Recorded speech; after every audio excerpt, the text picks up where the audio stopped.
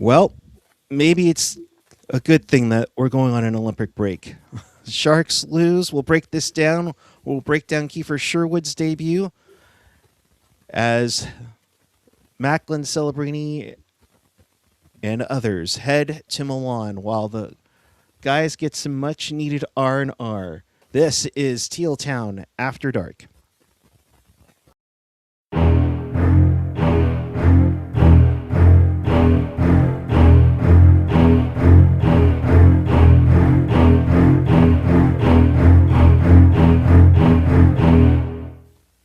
Good evening, everyone. It is Wednesday, February 4th, 2026. The San Jose Sharks lose 4-2 to the Colorado Avalanche, and we welcome you to this edition of Teal Town After Dark. This is your live interactive post-game.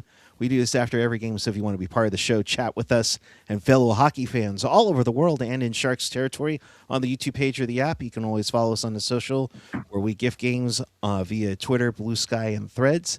You can find everything at tealtownusa.com. And if you want to support the pod, of course, we appreciate that on Venmo at tealtownusa, or hit us up with a super chat donation live right now in the YouTube chat. That being said, hello to everyone. Tyler already rocking, I think that's a 2006 Finland jersey. Very No nice. idea.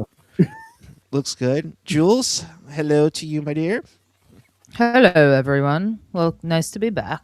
Yes. Wasn't sure I was going to make this one, but I'm here. We're glad to have you here. And I think, let's be honest, we're glad to be on an Olympic break for this team right now. Tough one to take. I mean, definitely a road trip that they really would not likely to. They had a chance to make things interesting. Instead, it's kind of set the tone. And I think I'll start with you, Tyler. We said on the onset of this road trip that it kind of will decide on maybe where Mike Grier would go at the trade deadline on March 6th. To a certain extent, yes, but also we knew, Jules. I'll just say what Jules is going to say before she can even say it. Grier said exactly what he was going to do even before we went on the skid. He wasn't looking to go big game hunting. There was still a lot of problems on the back end that really prevented us from making a deep playoff push. So this just kind of cements our position. We're going to be light sellers because there's not truly a lot of assets that we're going to be looking to move on from, but we're definitely going to be in the seller's market. Yeah, I mean, I think Grier was going to kind of sell no matter where the Sharks were at. It was just a matter of, does he add a bigger name to this group, I think? Or you know what I mean? Does he go out and maybe try for someone that is not on our radar or whatnot? But again, I've said this before and I said that again. If Grier's very upfront with what he's going to do with this team, right? He's never said, like Ian said, he's never said something that hasn't happened, and he stated he's not going to mortgage this future to help right now. And before you say Keifer Sherwood and 2 second-round picks, in this current market, somehow besides Panarin, but that's a different story, you can get 2 second-round picks pretty easily. This market is weird right now, and it's a seller's market. So depending on what they do with this blue line, right, you could, you'd be shocked at what the value could be for some of these blue liners. And I do think we saw a little today. I think he was getting into it for sure. He had his moments where you're like, Sherwood, what are you doing? But you see why Grier wanted to bring him in. And I think, he got a rough start here with playing the Avs his first game back. You would hope they maybe start him out against not the Avs. But yeah, Sherwood is something that I think this team needed a little of, and why I think he's going to be here not just for this year, or they just flip him if they can't get him re-signed.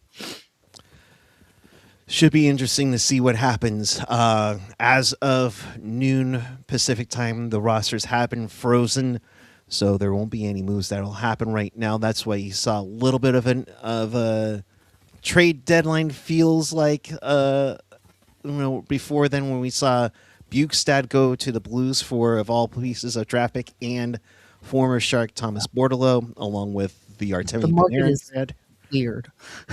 It really is because That's it's what like I'm saying. So Panarin third in a prospect, or Panarin goes for third in a prospect, but he kind of dictated that. So yeah, he wanted to go it's to the Kings. So right. take that with. I think if he didn't dictate it, you would see a much bigger package for Panarin or Panarin. Um, Look, uh, Greer has a chance here to completely revamp this blue line, right? And I think it's just going to be a matter of how he decides to do it. And it's hard for me to sit here and be mad at this team because they did come back from 2-0. Yes, they kind of third period it got away from them, but it's hard for me to sit and be mad because they did way better than I think any of us thought they would do coming into this after three pretty rough outings after that Edmonton loss. Yeah. So let's kind of get into the breakdown of this game. I mean, Colorado's peppering early on, and full kudos to Askarov for holding the net down. Is definitely for all game long. There wasn't a time where there wasn't a bad goal. He kept them in this game the whole time, Tyler. Oh yeah, absolutely. The one shining star from the entire first period Yeah. was really Askarov. We were noting that we were A-OK exiting the first, being peppered, but still being 0-0. Especially since while there were a few quite dangerous chances that they got in the first, most of their shots didn't feel particularly dangerous. Which, if you're going to give the defense any kind of kudos, you do want to just, if they're going to get shots, at least make them easy to be blocked. Yeah. And also, you just look at it, we got 21 block shots on the game, so it's not like we weren't getting in front. Right. I mean, I think they were doing what they can, but Colorado was just coming and just shooting everything on ASCII. And yes, thankfully, some of those were getting blocked, before it got to ASCII. But when it did, I mean, some great saves from Yaroslav to keep this a no score until minute 5 into the second period, where Lehkonen gets in and bounces off of him or whatnot, make it 1-0. It was a weird goal. Yeah, None of us fully understood how it went in. I'm not gonna lie. Right. Then we don't even And know the what replay- that's for reviewing. The replay that was provided wasn't, Didn't help. much. So we're guessing here, folks. Yeah, so it's a tough one to take, and considering, that's just a painful one to look at, because you're like, where did it go? And the league reviewed it. It was a league review from Toronto, just to make sure it didn't go off the wrong angle or wrong piece of Lehkonen, but nonetheless, that makes it 1-0. But then Lehkonen with the one-timer later in the period, off of an Eklund turnover to make it 2-0. Yeah, that was just a bad turnover by Eklund. Yeah. You just can't do that. Like, that's just a bad turnover by Eklund, and that's really it. Yeah. Yeah, and that's the tough part about this one. And, like the Teal Curtain saying, and not to speculate too much, but Eklund isn't one of Greer's guys. Gut feeling he's gone for a D-man. He's definitely struggled a little bit, but, still putting up 33 points on the campaign. So he's been a huge, player all around in all aspects. Yes, one of the wingers will be traded for a D-man. Yes, Eklund isn't one of his guys. So yes, I get the pointing to Eklund. The Sharks have a lot of wingers right now, and I think they're waiting to see how Musty pans out before I think they go out and trade Eklund. And I don't think any of those moves get made during the trade deadline. I think that is an off-season move or a draft move. Greer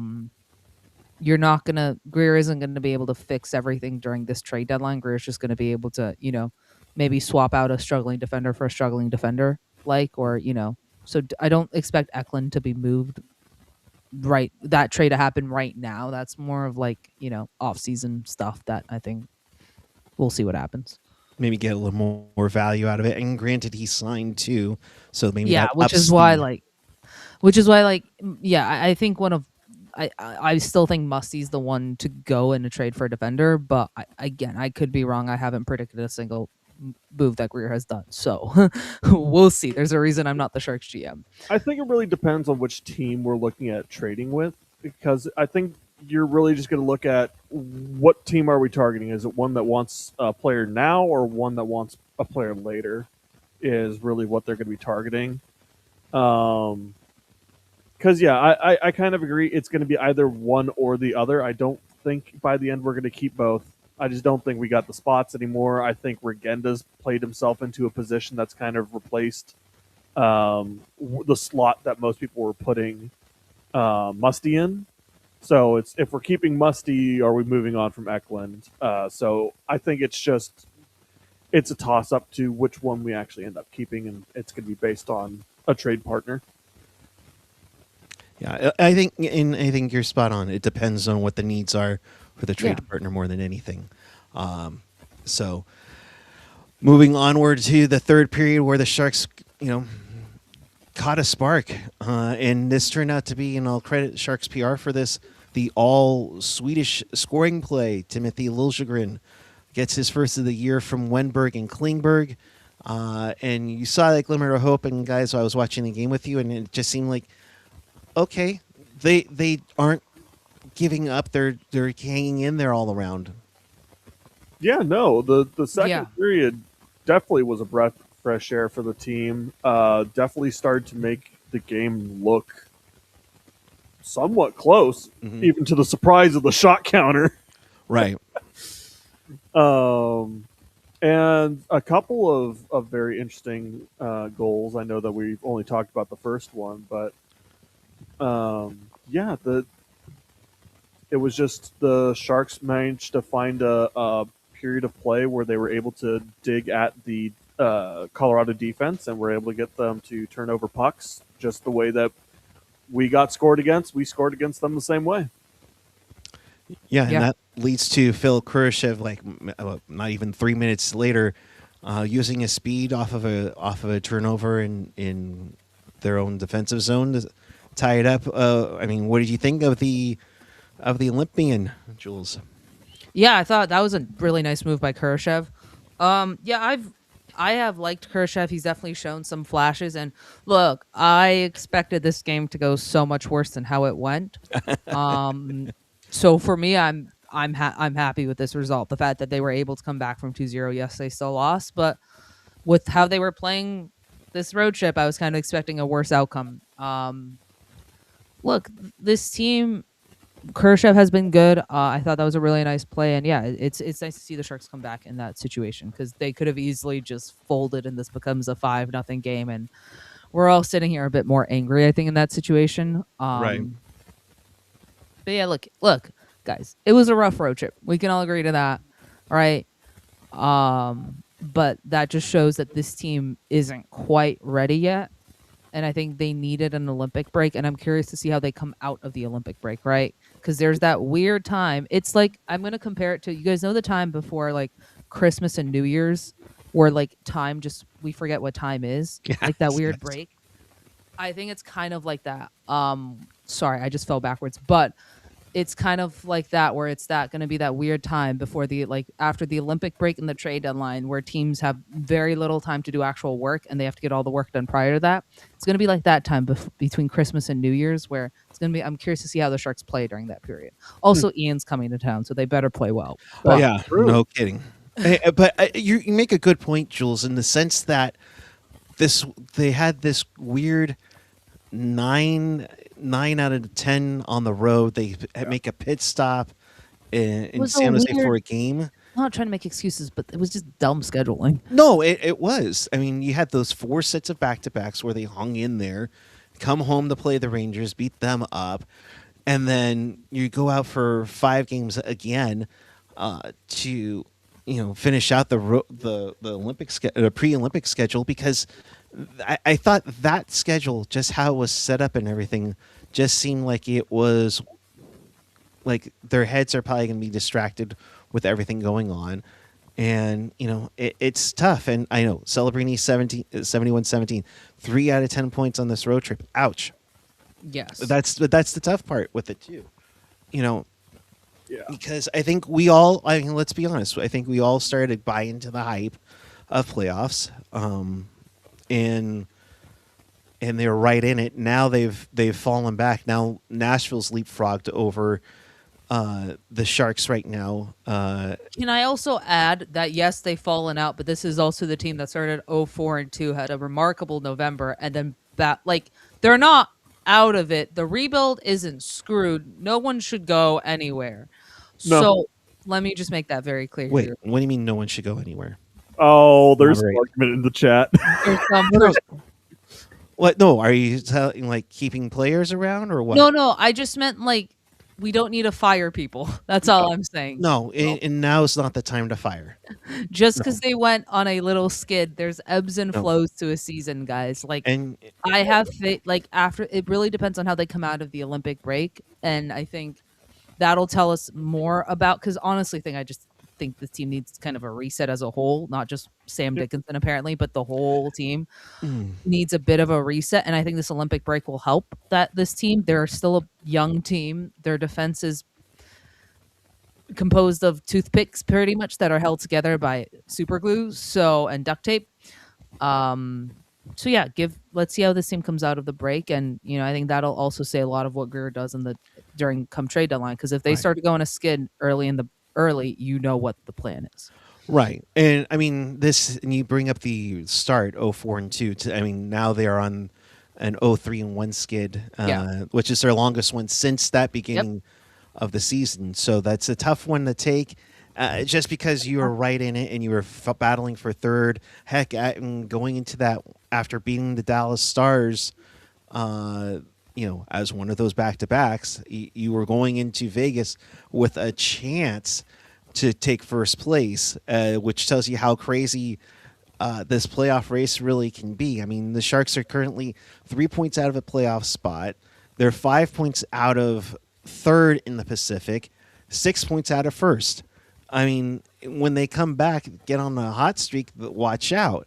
And to have, I'm trying to think here, they have Calgary, Edmonton, Winnipeg when they come back from Milan. I mean, definitely winnable games. And I say that because they played Edmonton very well going into that. Yeah.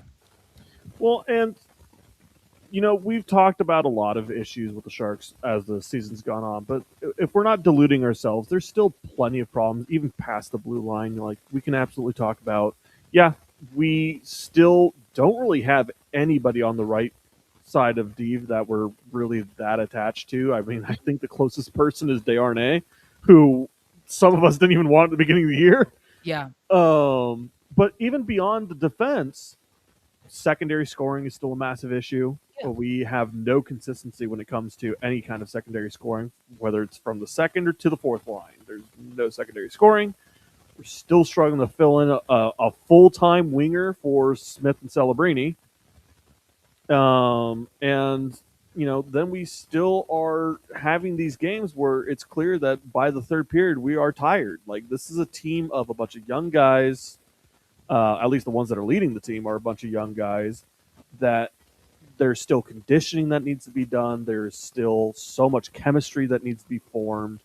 There is plenty that this team still needs to work on that, if we are honest, we shouldn't even be here.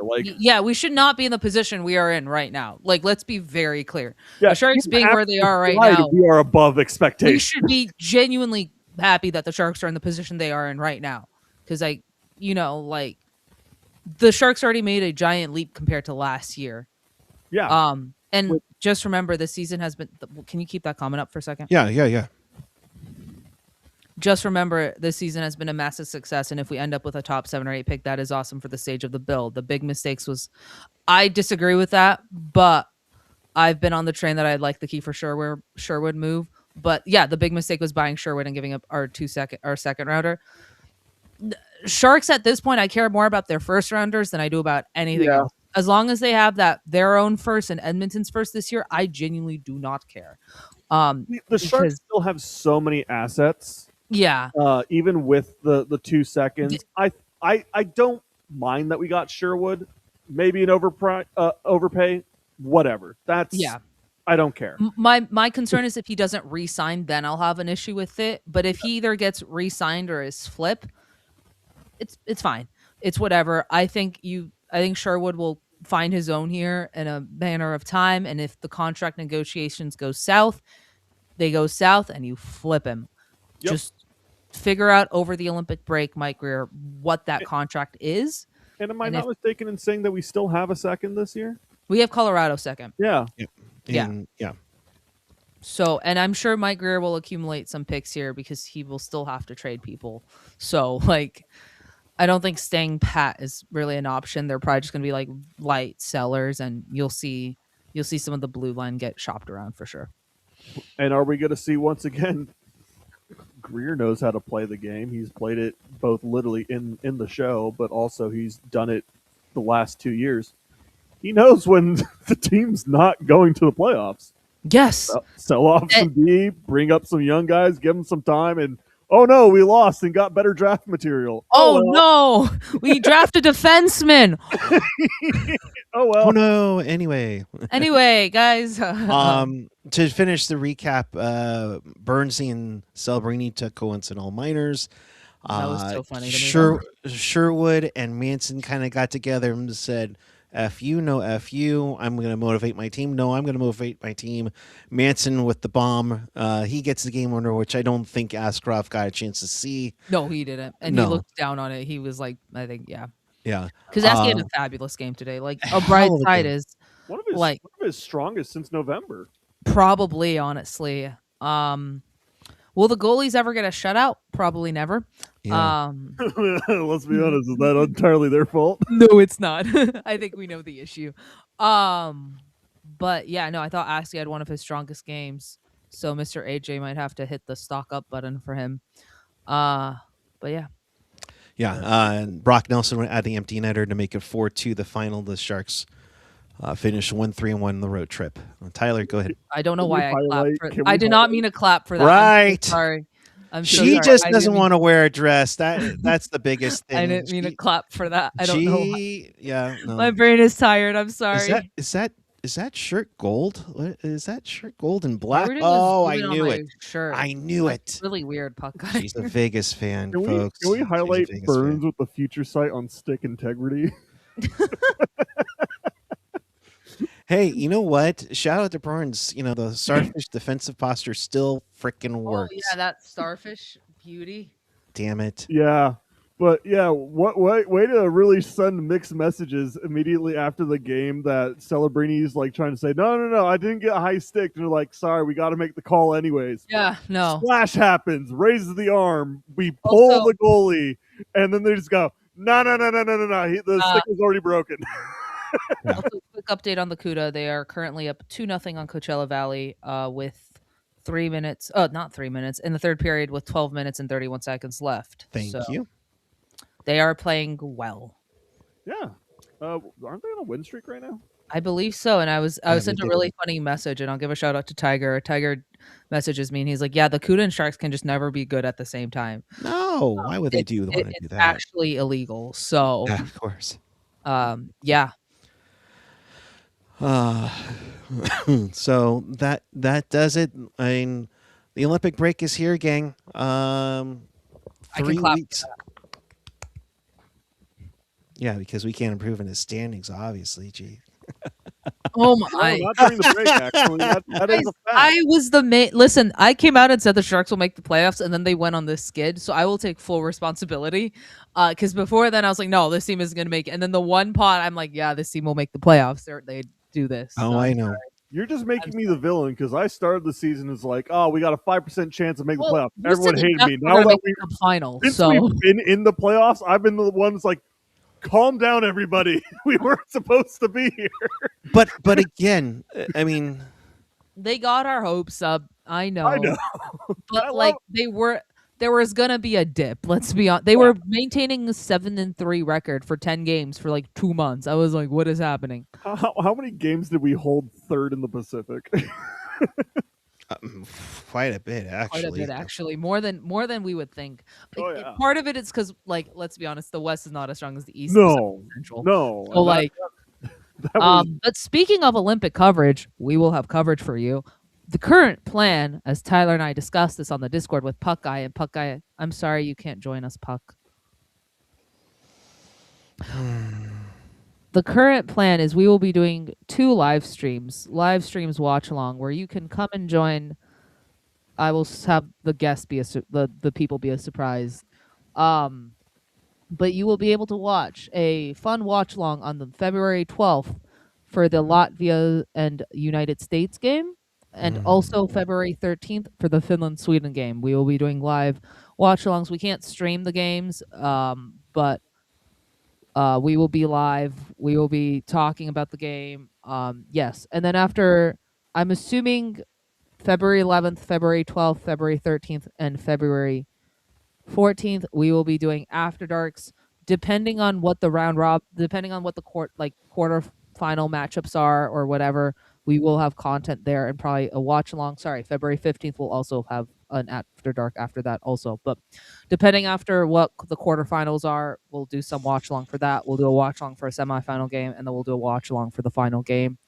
That is the current schedule. So After Darks, meaning like it's not going to be after every game. It's just going to be after every day. Then that night we'll kind of recap what happened during the Olympics. And then we'll have watch-alongs for that Finland, Sweden, and U.S.-Latvia game. The reason we picked Latvia is because Albert Spitz is a prospect that is in the upcoming draft. And yeah. right. He keeps rising in the. He keeps rising. I need him to like not rise as much so the Sharks can I've draft. seen him as high as 6th. Yeah. I'm joking. But yeah, so stay tuned for that. Those are the 2 currently planned watch-alongs. We'd love for you to join us, come chat with us. And then after the Olympics is trade deadline, and we will be doing a live stream on trade deadline day, March 6th. You can come join myself and a few others who I won't spoil it yet. Join in to find out. But if you want to see Jules, she'll for sure be there. I'm joking. Yeah, it's only going to be Jules. I did that last year, so I've done that for 2 years with AJ hopping on here and there, and then Puckguy and I did it 1 year.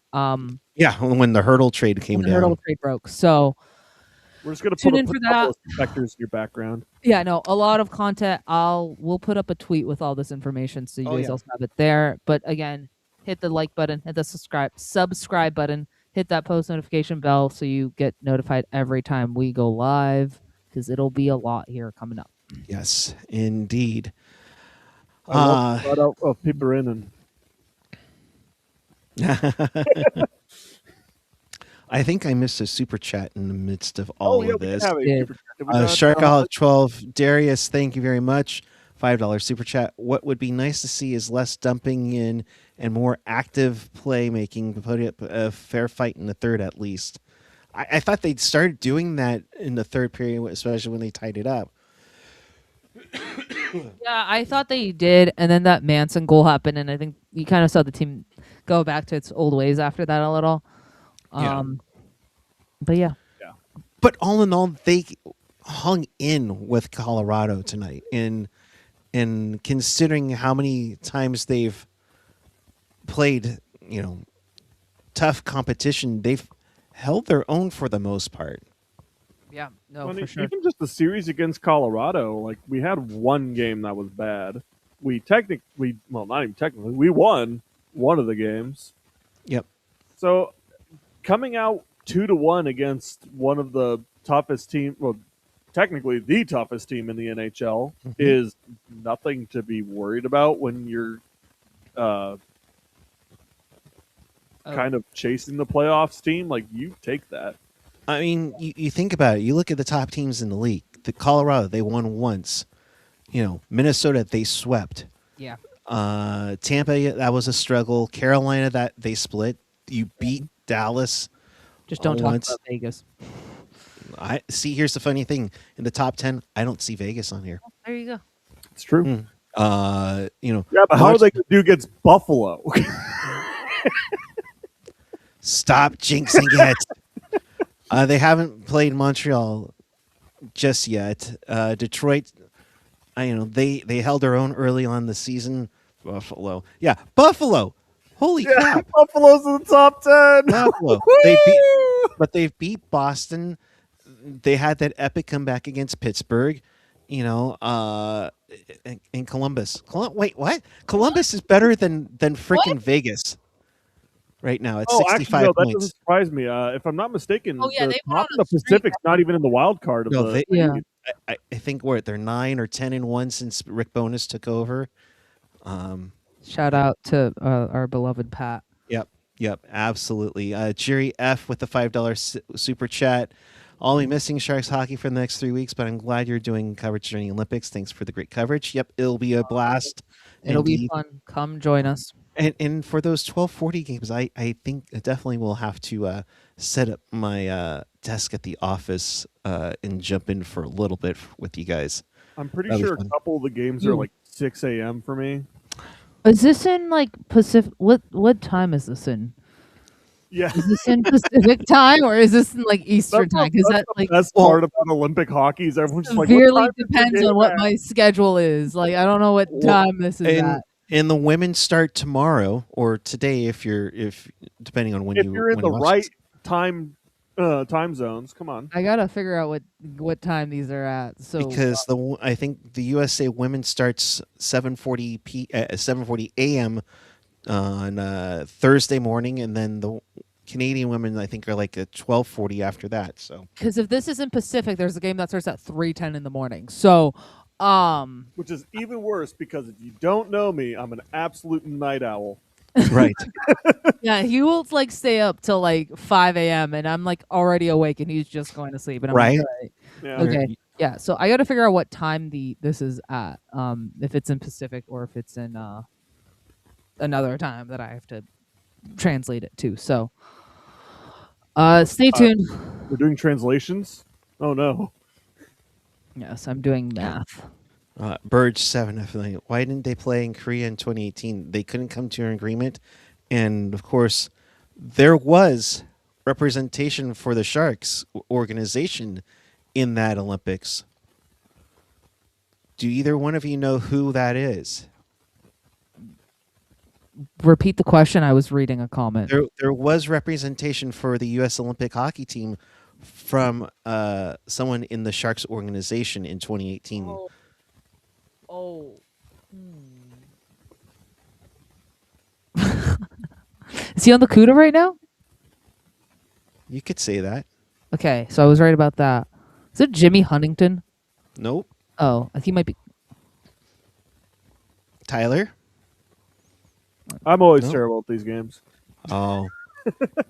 He's technically a CUDA because he's their head coach, John Oh, McCarthy. McCarthy. I thought it might have been McCarthy, but I didn't know why. Like, was he an assistant coach or something like that? Or No, he he was a player. Oh, he's a player. He was Okay. a player on the U.S. Olympic team in 2018. Yeah, whenever they- like people do those quizzes about like, oh, what was on this Olympic team? I'm awful at those. I no. Right? Like you said, oh, is that a 2006 Finland jersey? I'm like, I have no clue. It looks sharp. Finland's always had some sharp Olympic unis. For USA and Canada, it remains to be seen because okay. Anyhow, so don't get me started on a jersey tirade right now. Well, That'll before be. we get a little too far away, I believe we have 2 super chats. We have 2 more. We got do we Rob do Jerry Iman. yet? I got Jerry's already. Oh, okay. Rob Iman with the $5 super chat. Go USA, go Canada, and Ukraine during the Olympic break. Schedule isn't exactly that bad. After the break, time for Greer to shit or get off the pot. Okay. If you're talking about firing Greer, if this trade. No. Shit or get off the pot means just do something. Oh figure yeah, out what you're gonna do. I'm slow. I'm sorry, guys. My brain is not on today. Apparently. Shit I or was get like, if off- we're talking about firing Greer, we have other problems. No. Thanks for the super chat, Rob. We appreciate it. But Yep, of So course. I did hear people saying that Dubas might be the front runner for general manager of the year. Oh, that's gonna throw just massive no, salt. I mean it has to go to Jim. It has to go to the Dallas guy again. Oh, Jim That's Nill? the rule, Yeah. right? I was about to say Jim Hiller, and I was like, that's the coach of the Kings. I So I can understand the argument of Dubas because let's be honest, nobody thought the Penguins were going to be anywhere No. near good this year. No. Not even that they were going to be like just in a kind of meh division, but like everybody thought they were going to be at the bottom of their they're division. going to be awful garbage. And remember how everybody was penciling in the Nashville Predators to go to Cup? No, Yeah. Well, wait, last year or this year? yeah, when they signed When they Stamkos. signed Okay. Stamkos. Last year, yeah, people thought, yeah. Yeah. I thought Yeah. you meant this year. I'm like, no, I don't think anybody was saying they thought the Predators. would No, make but the I'm Cup sure this there's year. a lot of regrets about moving Askarov now. Oh, yeah. A lot of There was regrets when they knew it was gonna happen. But when you add on everything else that Yeah. occurred for Nashville this year, that's all. Oh yeah. From Max Miller, from Keifer Sherwood, our team needs a break. Obviously, comes at a good time. I know that was my first game, so obviously, I wish we had more. We'll light the fire during the break, and then we'll come ready to rage in the second half. Sherwood's gonna. Sherwood's mad already. I love it. And Jules as he fell should. in love with Sherwood when he got punched in the face. Okay, for context. He was going, I think, after Manson or something, and I really appreciated that. Yeah. So we shall see how it goes. Could Jessica Campbell be a head coach someday? Could be. I hate to make it sound like this, but I think there's a lot of people that are hoping it's not. Unfortunately, I'm not one of them, but I have a feeling that there's going to be some pushback on that. Unfortunately. So, Barth East Battalion. I don't want that. I want a lottery pick. I just want defense. That's all I want. Again, I've been a component of this. You give this team a competent blue line, watch out. Yeah. Well, I don't care how we get high in the draft. I just want to be high in the draft. And at this point now, gang, considering everything that went on today in regards to a certain first Are we overall jumping pick, into that? who goes number one? It's probably Stenberg, right? I think it's gonna go Stenberg. I think it depends on who gets the top pick, because there's a lot of debate between either Chase Reed, think- Verhoff, or Stenberg. For those of you who are unfamiliar, McKenna got indicted. No, not indicted. I don't remember. Like, was he just arrested or arraigned or something like that? I don't know. But he got into a fight at a bar and has been brought up on felony aggravated assault charges. So no idea what's going to happen there. Which I still think. Can Yeah. you put up your screen, Puck? So you see those teams up on Vancouver, St. Louis, New York, Calgary, Winnipeg. Yeah, none of those teams can just pick by position of what they need. They need everything in their pool. So I still think it's Stenberg. And then after that, I don't know. Then I can see it going either way. But I think Vancouver. If you're a rebuilding team, You go BPA. Like, and the top, Stenberg would be a fantastic piece, but also like there's not a lot of drafts that are going to have the crop of right shot defensemen that this one does. yeah, I just still think you go BPA. The Vancouver isn't in a position to. Pick I just don't know if it's that clear right now. I think you can make the argument that somebody like Chase Reed or Verhoff is pretty comparable to Stenberg. What'll be really funny is when Vegas. I'm joking. Oh my God! I'm joking. somehow gets handed an over one overall pick after they win the cup. Yeah. Yes, we know. No, exactly that. No, yeah. Also, from the story that again, from what I don't want to speculate on what happened with McKenna and that whole situation. I'm not gonna, I'm just stating the just stating the basic facts. facts of he's been arraigned on charges. That's where I'm leaving But it. yeah, so I think it's probably Vancouver goes Stenberg if they win the draft. I think St. Louis probably also goes BPA. Rangers are a disaster, so I don't know. Calgary, they need anything at this point. I mean, part of me thinks that Calgary should definitely get defense Well, because actually- Wolf is stuck there with nobody. I Yeah, lied. that's true. Actually, they have a pretty dark. They have a. I actually like their prospect pool, Calgary. So I could see them going. Winnipeg just needs humans. Chicago will be fascinating. Is there anybody do you think that would be a prime target to try to trade with? Like trade up if. Yeah. New Jersey probably, low key. New Jersey, Winnipeg's always weird. I'm not gonna lie. Like I don't understand why they would trade down, but I could see them trading down just to get more guys or more prospects. Do you think that a team like Calgary would be interested in Musty as a trade up prospect?